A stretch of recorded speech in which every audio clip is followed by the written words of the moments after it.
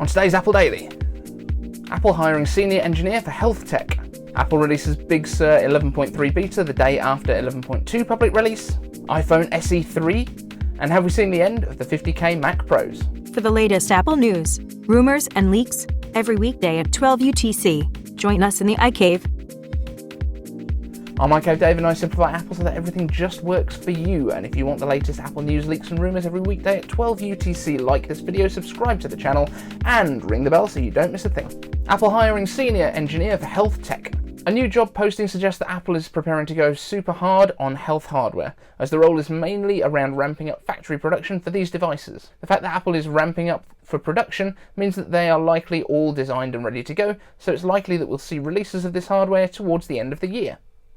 So what kind of thing might Apple be producing? My best guess would be things like connected scales, like Withings Wi-Fi scales, thermometers, potentially even their own branded gym-style equipment, which would fit well with Apple's Fitness Plus and health apps to better track your health in a wider way. Add to this the rumoured blood glucose monitoring touted for Apple Watch Series 7, and we could have a real range coming very soon. Apple releases Big Sur 11.3 beta the day after 11.2 public release. Apple is wasting no time in bringing the next update out for developers just the day after 11.2 going live, and while we don't have a lot of details, it looks like the improvements are to M1 Max and how they handle iPad apps, allowing them to run in larger windows than previously, as well as better touch alternatives like being able to assign hotkeys to various multi-touch gestures. Just as with iOS 14.5 beta, this also adds support for the latest controllers from the PlayStation 5 and Xbox Series X, potentially pointing to Apple taking games more seriously. New Apple TV, anyone? More personalisation has also been added to the Music and News Plus apps, and the support segment of About My Mac has also been overhauled with a new interface. Now into iCave answers, and we've got the first two of these that kind of fit together, so we're going to do them and address them together. First up, Suvik Mukherjee asks, are we going to see a new redesigned bezel-less iPhone SE or SE Plus along with maybe AirPods Pro 2 in the first quarter of 2021? And if so, what will be the pricing? Surely more than $400, I guess. And X asked, don't you think they will rebrand the iPhone XR to be the iPhone SE Plus? It will be a single camera A12/A13 LCD and remain at $499 with the iPhone SE 2020 at $399. I don't see Apple dropping the price any more than $50 to maybe $449 and $349 as they are older hardware by now.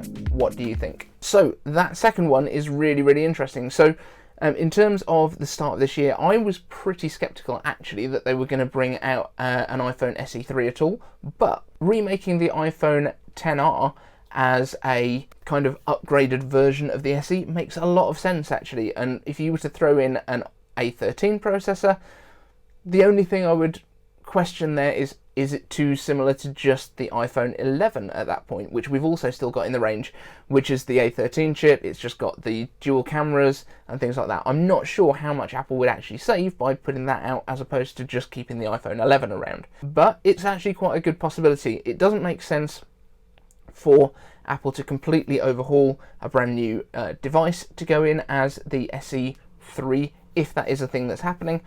As I say, I'm still not convinced that there even is an SE3. There's been very, very mixed rumours on it, so we will have to just kind of wait and see on that one. That's all we kind of know for now. And last question. This again comes from X. If Apple has already introduced the idea of cheaper Macs that can perform so well with M1 at $699 for the Mac Mini, what reason do they have for increasing the price beyond $2,000? If they include, say, an M2X in a Mac Pro G4 Cube style design, it only really costs about $999 more for the SoC to go from M1 to M2X in terms of R&D. Shouldn't we be expecting a price ceiling? If you think about it like this, Mac Mini but with a dedicated beefy M2X with a dedicated custom GPU, with a huge pool of unified memory, 32 to 64 gigabytes of memory, should mean the price caps at around $2,000. There's no screen, no crazy cooling, no accessories, no frills, just a very powerful cube. Does this warrant a price hike into the several thousands? Is this the end of the $5,000 plus Mac Pro? Surely they can't justify selling a $50,000 plus Apple Silicon Mac Pro. Yeah, really good point. The power that we've got in Apple Silicon has been really impressive. However, for the Mac Pro versions, we are talking about absolutely insane stuff. They're talking about doing 128 cores of graphics performance. They're talking about doing a 32 core processor. So this isn't what we're going to be talking about with an M2X. That's going to be completely separate. So in terms of the way that the processors work, the M1 is our 4 performance 4 efficiency cores. The M1X is likely to be 12 or 16 cores, with 4 staying as efficiency cores.